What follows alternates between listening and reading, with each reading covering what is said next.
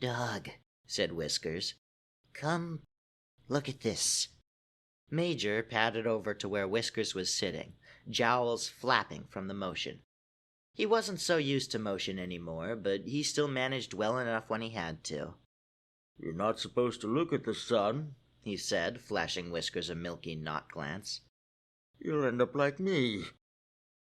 "I'll be fine," Whiskers grumped. "I'm a cat. What's the point of having slits for eyes if you can't use them? Anyway, look." Whiskers pointed a paw out to the sky, but Major still didn't follow. "I need what little sight I've got left," he said in something too mellow to be a growl, but too quiet and low to really be anything else. "Otherwise, how will I look at the flowers?" Major liked looking at the flowers almost as much as he liked smelling them. He thought their shapes were very good. Sometimes bees landed on them too, and bees were always fun to watch. "Just tell me what's wrong." "It's upside down," Whiskers said. He arched his back and leaned away like he half expected it to reach down and flick him on the nose. "It's been like that all day." "It's a ball," Major sighed. "It can roll around all at once. How can it ever be upside down? You see it roll across the sky every day, you do. On the subject of balls, I saw some really incredible ones earlier when Mama took me to the vet. Lots of them, just outside this enormous building, all round and red and sitting there on the sidewalk." Whiskers didn't really care about Major's ball story, but one of his 4 maxims was that he should never interrupt, so he sat there and half listened to the inanity of it all as he tried to will the sun back into its rightful place. The sun cared even less about Whiskers' mental supplications, so it stayed right where it was, topsy-turvy. "How would you even know if it was upside down?" Major asked, forgetting about his other story in an instant, as though someone had flipped a switch inside his head. Major's memory had taken a serious downturn in the recent months. It had begun to really inconvenience Whiskers, who found it harder and harder to hold any sort of coherent conversations with him. At least it cut his long-winded digressions short from time to time. "The colors are wrong," Whiskers muttered.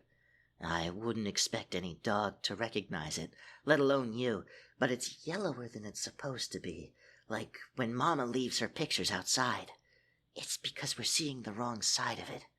I always wondered what was back there, but now that I see it, I wish it would just go back to the way it was." Major let out a big sneeze that Whiskers interpreted as derisive.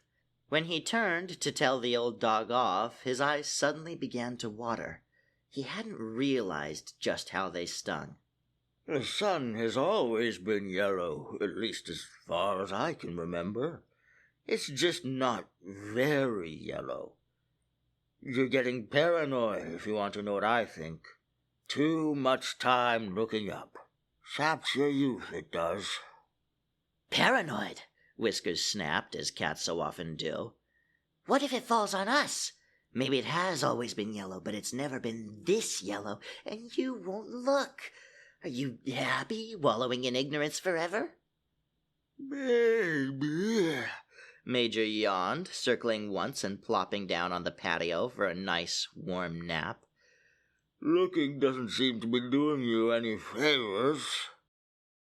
Whiskers cast his eyes around the patio, searching for some way to explain the benefit of watching the sun. There was nothing obvious enough for stupid Major, he thought, so instead he said, "Just you wait and see.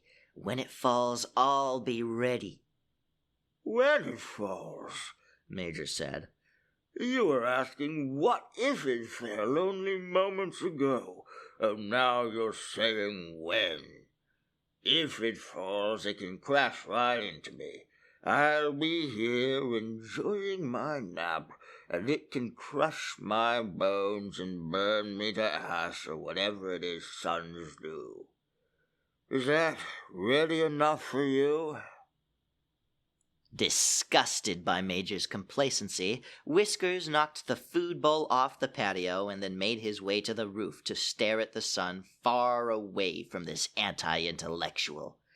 Major didn't mourn the lost kibble because he was too busy dreaming about something round and pleasant.